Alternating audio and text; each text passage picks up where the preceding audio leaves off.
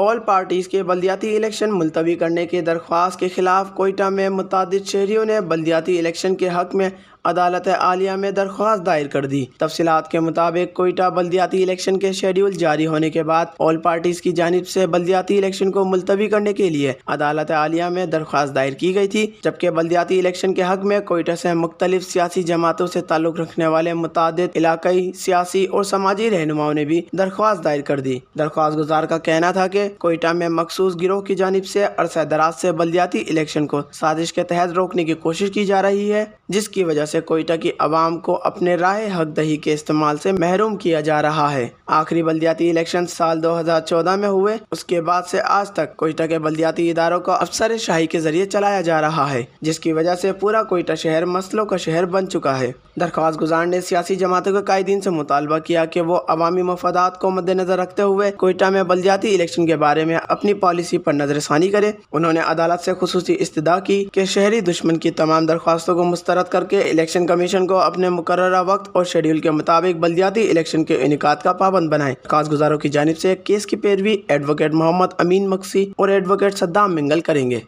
وش news, Quetta.